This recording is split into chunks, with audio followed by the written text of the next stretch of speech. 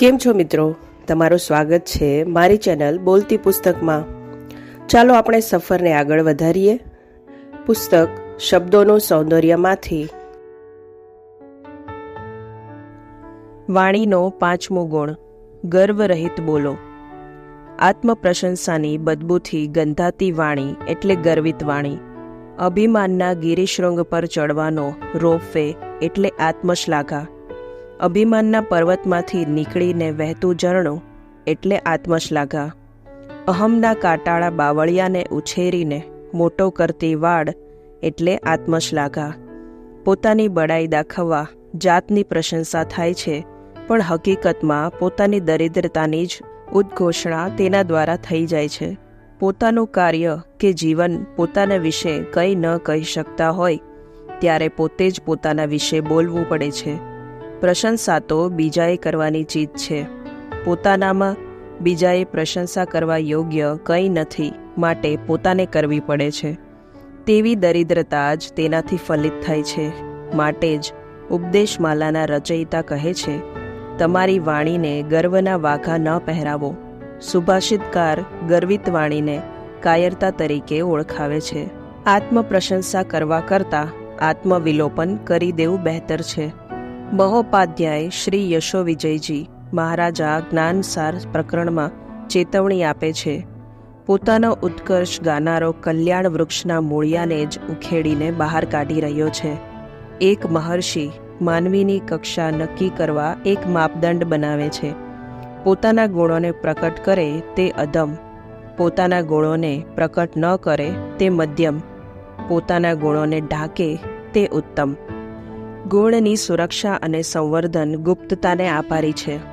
અત્તરને ખુલ્લું રાખવાથી તેની સુવાસ ઉડી જાય છે. વવાયેલા બીજને બહાર કાઢવાથી તેનો વિકાસ અટકી જાય છે. ગર્ભનું સંવર્ધન માતૃ ઉદરના ગુપ્તાવાસમાં જ થાય છે. મોંઘા ઝવેરાતને સેફ ડિપોઝિટ વોલ્ટના લોકરમાં સાચવીને રાખવામાં આવે છે. વિધવા રબારણના દીકરા સંગમે તપસ્વી મુનિને ખીરનું દાન કર્યું. પછી તે દાનને ખૂબ ગુપ્ત રાખ્યું. દાનથી બંધાયેલું પુણ્ય આ ગુપ્તતાને કારણે એટલું બધું વિકસિત બન્યું કે બીજા ભોમાં તે લખ લૂંટ સમૃદ્ધિનો માલિક શાલીભદ્ર બન્યો. આત્મોત્કર્ષને જ્ઞાની પુરુષો જ્વર સાથે સરખાવે છે. તાવ આવે ત્યારે 6 મહિનાની તાકાત ખલાસ કરી નાખે છે. તેમ આત્મસ્તુતિનો જ્વર પણ ગુણોની તાકાતને નબળી પાડી નાખે છે. તાવની બીમારીમાં મીઠાઈ પણ કડવી લાગે, તેમ બીજાના લઘુતા આદિ ગુણો પણ અવગુણ સમા ભાસે છે. નિંદા અને પ્રશંસા એક સિક્કાની 2 બાજુ જેવા છે. પ્રશંસાનો વિષય જ્યારે પોતે હોય ત્યારે નિંદાનો વિષય બીજા બની જાય છે. પ્રશંસાનો વિષય અન્ય વ્યક્તિ હોય ત્યારે આત્મનિંદા કરવાનું મન થાય છે. વિરાટ જનસમૂહમાં યુધિષ્ઠિરને પોતાના જેવો કોઈ દુર્જન ન જણાયો અને દુર્યોધનને પોતાના જેવો કોઈ સજ્જન ન દેખાયો. નગર એક પણ નજર જુદી. સુકૃત્ય કે સિદ્ધિને વિજ્ઞાપનની આવશ્યકતા નથી હોતી. તે સ્વયં સ્વનું પ્રકાશક હોય છે. સૂર્યને જોવા તેની સામે કદી સર્ચલાઇટ ફેંકવી નથી પડતી. પોતે મનોહર અને સુવાસિત છે તે જણાવવા ગુલાબના પુષ્પને ઢંઢેરો પેટીને જાહેરાતો કરવી નથી પડતી. સુવાસ સ્વયં પ્રસરીને ગુલાબને સુવાસિત જાહેર કરી દે છે. અંગ્રેજીમાં કોઈએ કહ્યું છે કે હી હુ સેઝ હી નોઝ નથિંગ. મેં મૌન ધારણ કર્યું છે તેવું કહેતા ફરનારના મૌનમાં કોઈને શ્રદ્ધા ન બેસે. તેમ સ્વપ્રશંસામાં રાચનાર વ્યક્તિ પણ બહુ શ્રદ્ધેય નથી બનતી. 18 દિવસના ભીષણ સંગ્રામને અંતે કુરુક્ષેત્રના મેદાનની એ સંહાર લીલા સમાપ્ત થઈ. કુટુંબ ક્લેશની ભભૂકતી જ્વાળાઓએ ન જોયા આદરણીય ગુરુજનોને કે ન જોયા માસૂમ બાળકોને. પાંડવોનો વિજય થયો. ધર્મરાજ્યની સ્થાપના થઈ. શસ્ત્રોને મ્યાન કરીને શસ્ત્રાગારમાં બંધ કરી દેવાયા. ત્યાં પડેલા ગાંડીવ અને ગદા વચ્ચે ચડસાચડસી થઈ. ગાંડીવ બોલ્યું, હું ન હોત તો વિજય ન થાત. મારા ટંકાર માત્રથી શત્રુ સૈન્યના હાજા ગગડી જતા. મારી બાણ વર્ષાથી શત્રુ સૈનિકોના માથા ધાણીની જેમ ઉડતા. પરાક્રમી કર્ણને મારા સિવાય બીજું કોણ મારી શકે તેમ હતું. દ્રોણ ગુરુ અને ભીષ્મ પિતામહને હંફાવનાર પણ હું જ છું. ભીમની ગદાએ હુંફાર ભણતા કહ્યું, બહુ અભિમાનથી ન ફૂલાઈશ, ક્યાંક પણ જ તૂટી જશે. વિજયનું શ્રેય તો મને જ ઘટે. પેલા કીચકોને હણીને દ્રૌપદીને તો મેં જ બચાવી હતી ને. કૌરવ સૈન્યના વડા દુર્યોધનની સાથળ ભાંગીને એને રણ મેદાનમાં રગદોળી નાખનાર કોણ હતું? હું ન હોત તો યુદ્ધનું પરિણામ કંઈક જુદું જ હોત. ત્યાં શ્રી કૃષ્ણનો સુદર્શન ચક્ર દોડતું આવ્યું. બંનેની આપ બડાઈ સાંભળીને બોલ્યું, વહાલા ગાંડીવ, ભર સભામાં દ્રૌપદીના ચીર ખેંચાયા ત્યારે તું શું કરતું હતું? જ્યારે કાબાએ અર્જુનને લૂંટ્યો ત્યારે કેમ ચૂપ હતું? સરોવરનું પાણી પીવા જતા પેલા યક્ષે ક્રમશઃ ભાઈઓને મૂર્છિત કરી નાખ્યા ત્યારે તું ખભે નહોતું? અને ગદા, તું પણ ક્યાં હતી એ વખતે? લાક્ષાગૃહમાં પાંડવો જ્યારે આગની જ્વાલા વચ્ચે સપડાયા ત્યારે તું ક્યાં હતી?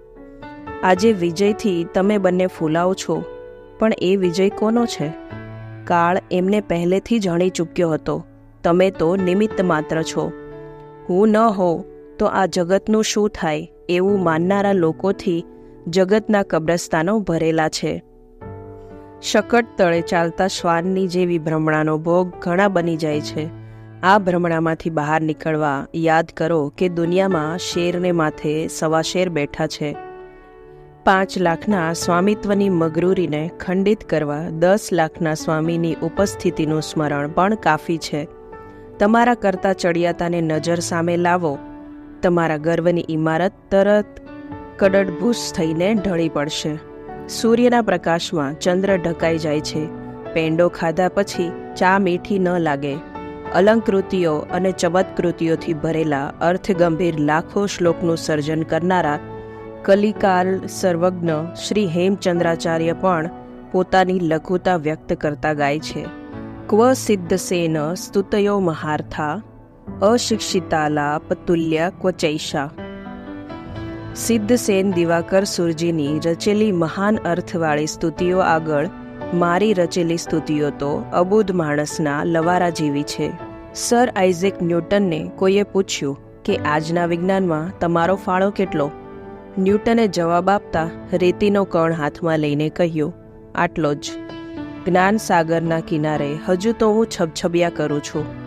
પન્નાલાલ પટેલે પોતાની સુવિખ્યાત માનવીની ભવાઈના પ્રારંભમાં જ એક મુક્તક મૂક્યું છે, નથી આ તો હોડી કેમ કહી શકું જહાજ નવલું, છતાંય મૂકું છું સમંદર તરાપોય તરતો, છલકાય તે ખાલી થાય. તેનો ન્યાય આત્મપ્રશંસાના રસિકે સમજીને વિવેકના ગળણીથી વાણીને ગાળીને ગર્વિતાનો કચરો તેમાંથી દૂર કરવા જેવો છે. તો મિત્રો, આજે આટલું જ. મળીએ આવતા પ્રકરણમાં વાણીના બીજા નવા ગુણો સાથે.